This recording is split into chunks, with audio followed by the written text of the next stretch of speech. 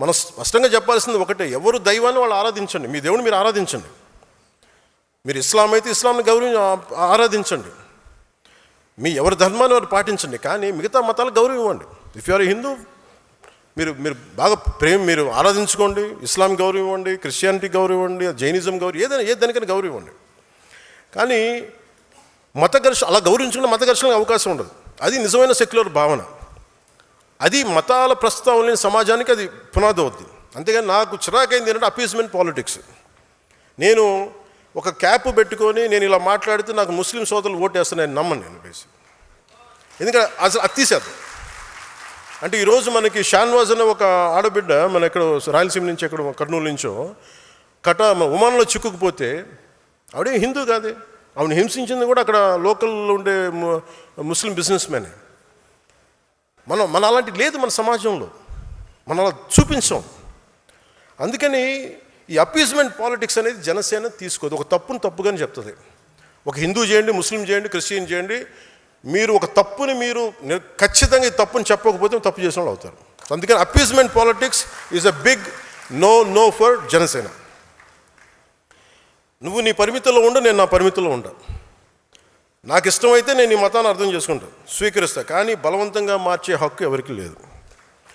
డబ్బులు ఇచ్చి మోసం చేసి బలహీనతలను ఉపయోగించుకొని మత మార్పిడులు సరైనది కాదు. ప్రతి వ్యక్తికి తన ధర్మం గొప్పదే, దాన్ని నేను ఎక్కడా కాదనడం లేదు. ఈ దేశం అన్ని మతాలని గౌరవించే సంస్కృతితో ఎదిగింది. పర్షియన్లు ఈ దేశంకి వచ్చినప్పుడు మీరు ఎలా ఉంటారు, మీరు బయట వాళ్ళు అంటే మేము పాలలో పంచదారలో కలిసిపోతాం. ఎలా ఉంటారంటే ఆయన ఒక పాలు తెమ్మని చెప్పి చిన్న పంచదార వేసి ఇలా కలిసిపోతాం, మరింత రుచి ఎక్కువ బాగుంటుంది మాతో ఉంటుంటే. మేము ఎక్కువ కలిసిపోయే వ్యక్తులను తప్ప మేము విడిగా ఉండే వ్యక్తులం కాదని చెప్పారు. ఈ దేశాన్ని మరింత మధురంగా చేస్తామని చెప్పారు. అందుకే ఈ దేశం వారిని ఆదరించింది. శ్రీకృష్ణదేవరాయల కాలంలో అరబ్ వ్యాపారులు గుర్రాలు అమ్మడానికి వచ్చి మాకు ప్రార్థనా స్థలం లేదు అని అడిగితే ఆయన మస్జిదులు నిర్మించి ప్రార్థనలు చేసుకునే అవకాశం కల్పించారు. ఎందుకంటే ఈ దేశ సంస్కృతికి ఇన్సెక్యూరిటీ, అభద్రతా భావం లేదు. ఈ దేశం ఎప్పుడు ఇతర మతాలకి భయపడదు, మీ ధర్మాన్ని మీరు పాటించండి అని స్థానం ఇచ్చే మహోన్నత సనాతన ధర్మం ఇది. కానీ ఆ సహనాన్ని బలహీనతగా భావించి ఆ సంస్కృతిని మేము చంపేస్తాం, ఆ సనాతన ధర్మాన్ని నలిపేస్తాం, నశింపజేస్తాం అంటే అది మీరు ఈ నేల స్వభావాన్ని అర్థం చేసుకోకపోవటమే. ఎన్నికల సమయంలో కొంతమంది బొట్లు పెట్టుకుని ఆలయాలు తిరుగుతారు. సనాతన ధర్మంపై దాడులు జరిగినప్పుడు మటుకు మేము సనాతన ధర్మాన్ని నిర్మూలిస్తామని బహిరంగ మాట్లాడతారు. ఎవరైనా అంటే మీరు ఎన్నికల సమయంలో అసలు ఒక్కరు మాట్లాడరు, అప్పుడు మాట్లాడరు సనాతన ధర్మం గురించి, ఎందుకంటే ఓట్లు పోతాయి. అయిపోగానే మొత్తం పదవుల్లోకి వెళ్ళిపోయి అసెంబ్లీలోకి వెళ్ళగానే ఇప్పుడు మాట్లాడతారు మళ్ళీ. లేదు, సనాతన ధర్మం అనేది వేల ఏళ్ల నాగరికత. అది హిందూ సనాతన ధర్మ is a self correcting mechanism. ఇది ఒకడు స్థాపించింది కాదు, ఒక వ్యక్తి స్థాపించింది కాదు, అది అనాదిగా జరుగుతుంది. It has a self correcting దాంట్లో తప్పులు ఉన్నాయి, తప్పులు కరెక్ట్ చేసుకుంటూ వెళ్తుంది. అంతేగాని కూర్చోబెట్టి గిరిగీసుకుని ఇంతే అని చెప్పి ఒక ఫిక్స్డ్ రూల్ లేదు. అందువల్ల సనాతన ధర్మాన్ని మీరు నశింప చేయలేరు. అంటే ఇది ఈ సందర్భాన్ని పెట్టుకొని అంటే మీకు ఎందుకు చెప్తున్నానంటే, ఇది మీరు అందరూ అనుకుంటారు కదా నేను ఎందుకు ఇంత బలంగా మాట్లాడతానని. అంటే ఈ సందర్భాన్ని నేను దీన్ని అర్థం చేసుకొని మీకు తెలియజేస్తాను. చాలామందికి మహానుభావులకి, సనాతన ధర్మాన్ని తిట్టే మహానుభావులందరికీ అంటే మీకు భారతీయుడు చెప్తే నచ్చదు కదా. ఎక్కడో జర్మనీలో ఉండే ఒక ప్రొఫెసర్లో లేదంటే కూర్చోబెట్టి అక్కడ కూర్చొని ఒక షోపెన్హావర్ లాంటి ఒక జర్మన్ ఫిలాసఫర్ చెప్తే మీకు అర్థం అవుతుంది. కనీసం సనాతన ధర్మం గురించి ఆయన ఏం చెప్పారు మీకు తెలియజేస్తాను. అంటే ఆయన అన్న మాట చెప్పండి,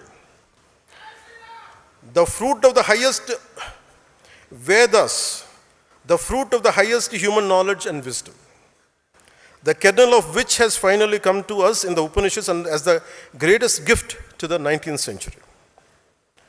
అలాగే ఇది నేను తర్వాత ట్వీట్ చేస్తాను, లేదంటే మన శతజ్ఞులు పెడతాను. కానీ బట్ ఇక్కడ నేను చెప్పదలుచుకుంది ఏంటంటే, విదేశాల నుంచి ఐరోపా ఖండం నుంచి ఇక్కడికి వచ్చి ఇక్కడ సమాజాన్ని మార్చాలనుకునే వాళ్ళకి ఏం జరుగుతుందని చెప్పడానికి ఆయన చెప్పింది ఏంటంటే, మీరు ఇక్కడికి వచ్చి మీరు ఈ మతాన్ని నిర్మూలింపు చేద్దాం అనుకునే వాళ్ళు ఎలాంటిదంటే, it is just the same as if we fired a bullet at a cliff. In India our religions will never at any time take root. The ancient wisdom of the human race will not be supplanted by the events happened elsewhere.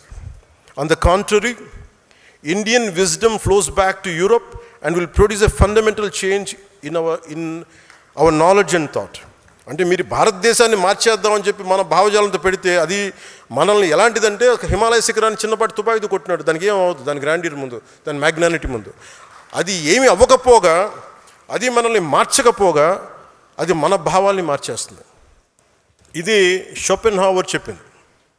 ఇది సనాతన ధర్మాన్ని విమర్శించే వాళ్ళందరికీ మీరు ఒకసారి ఈ పుస్తకాలు చదివితే, ఇలాంటి పుస్తకాలు చదివితే ఇలాంటి పిచ్చి మాటలు మీరు మాట్లాడరు. అలాగే మతం కనిపెట్టినప్పుడు మటుకు మైకులు లేవు. అలాగే హిందూ మతంలో కూడా ఇప్పుడు నేను మాట్లాడితే, నేను తిరుపతి లడ్డు విషయం గురించి మాట్లాడితే చేసిందంత ఎవరు? క్రిస్టియన్స్ లేరు, ముస్లిమ్స్ లేరు, హిందువులే. హిందూ మతాన్ని గౌరవించిన హిందువులు అంటే నా చిరాకు. నాకు దాంట్లో ముస్లిమ్స్ ఎక్కడున్నారు, క్రిస్టియన్స్ ఎక్కడున్నారు? అలాగే మైక్స్ పెట్టి ఇబ్బంది పెడతా ఉంటాయి కొన్నిసార్లు. మన కాకినాడలో కూడా చూస్తూ ఉంటే వినాయక చవితికి పాటలు ఏంటి అనుకుంటున్నారు? నవ్వుతా. వినాయకుడి పాటలు పెట్టట్లా, అబ్బని తీయని దెబ్బ ఇలాంటి పాటలు పెడుతున్నారు. అంటే మనం ఎంత గౌరవిస్తున్నాం చూడండి. మిగతా మతాలను చూసి నేర్చుకోవాలి కదా, ఇస్లాంని చూసి హిందువులు నేర్చుకోవాలి కదా. వాళ్ళు అలాంటి పాటలు పెడతారా? ఎప్పుడు కూడా మీ మతాన్ని ఎవరన్నా వెటకారం చేస్తున్నారు, పరిహసిస్తున్నారంటే ఫస్ట్ తప్పు మనలో ఉంటుంది. ఫస్ట్ అది హిందువులు అది కరెక్ట్ చేసుకోవాలి. అలాగే మతాలు పుట్టినప్పుడు మైకులు పుట్టల. ఈ మధ్యన గొడవలు వచ్చేస్తూ ఉన్నాయి.